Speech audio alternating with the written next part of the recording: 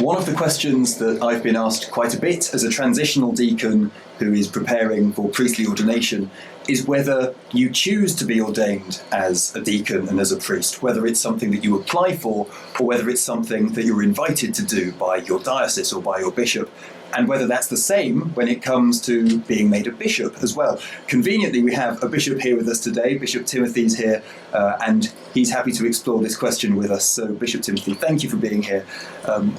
In your case, being made a bishop, was that something that you expected? Was that something that you'd asked for? Or was it something...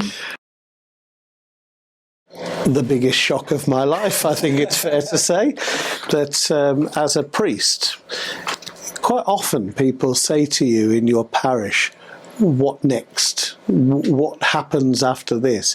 And the answer is, I go to another parish. For a parish priest, that is, your life as a priest is moving from parish to parish. In a diocesan setting, in a religious setting, you might be in a monastery or you might be moved for other reasons. But you apply to be a deacon, you apply to be a priest. And of course, there's no guarantee because the person applies and the church either accepts them or deems that it's not suitable. But with a bishop, they gather information about a person without you knowing about it. So nobody asked me, nobody told me, but the papal nuncio in a country gathers information about a candidate and judges the suitability given what people say about them. And then he has to put together a list of 3 names for any given appointment, and those are submitted to Rome, and there is a dicastery, a department in Rome for bishops, and in that department, usually, I think, given a recommendation by the papal nuncio, because it's not likely that the people working in Rome all know the people in every country. And then candidates are discussed, deliberated on, and then a recommendation is made to the Holy Father. So the first I heard was a telephone call asking me to go and see the papal nuncio to Great Britain. And he said to me, the Holy Father, Pope Francis, has appointed you as auxiliary bishop. And I don't recall him asking me whether I say yes or no. I think he took it as a yes. And so that was what I knew. And it does change your life because as a deacon and a priest, you have a particular role. And to be ordained a bishop is another level of holy order. So deacon, priest, bishop. And it is the fullness of priesthood is found in the ministry of the bishop. And the bishop, once you're a bishop, even if you were to become pope, then you're still a bishop as that order of sacrament. So the bishop, quite often, the Bishop of Rome, the Pope is the Bishop of Rome, he will refer to himself as the Bishop of Rome rather than the Pope to show that he's first among equals. But it's not a given that every priest is made a bishop.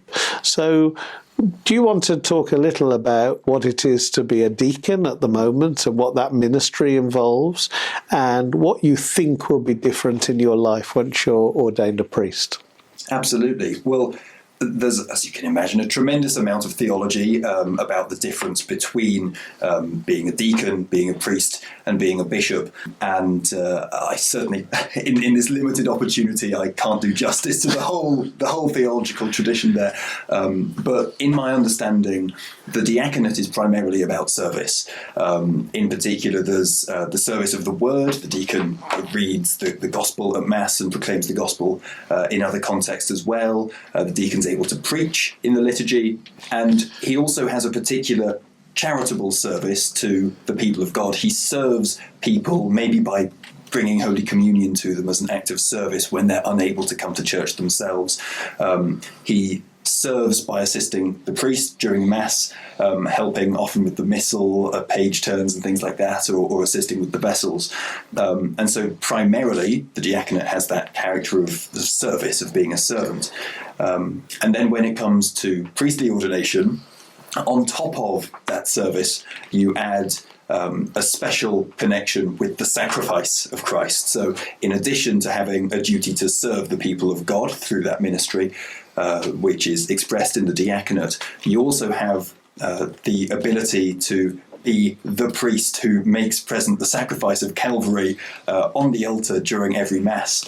You have this special capacity to invite Christ's sacrifice into people's lives when they come to confession through that very beautiful sacrament.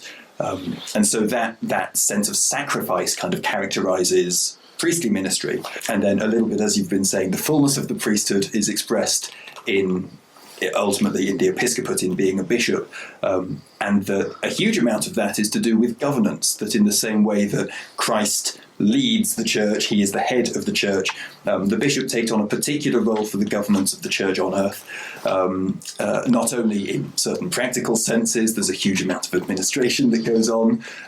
You're smiling knowingly there, you know more about it than I do, but also in a spiritual capacity, that as part of a diocese, in our case an archdiocese, we have a really unique spiritual connection to Archbishop Bernard and to the auxiliary bishops of the diocese as well, who guide us with their prayers and with their leadership ultimately. And the diaconate, the priesthood and the episcopate, deacon, priest and bishop, are orders of serving in the church. They're often referred to as the hierarchy of the church, seen as the decision makers, but we're called to be servants like Christ, especially the deacon, that model of Christ washing the feet of his disciples. Christ the priest, giving himself on the cross as the ultimate sacrifice to the Father, and the bishop as the image of Christ the Good Shepherd. So in all these things, we're led to the title that Pope St. Gregory the Great gave to his own role as Pope, servant of the servants of God. So those who are supposedly the most important people in the church are those who are servants of the people of God.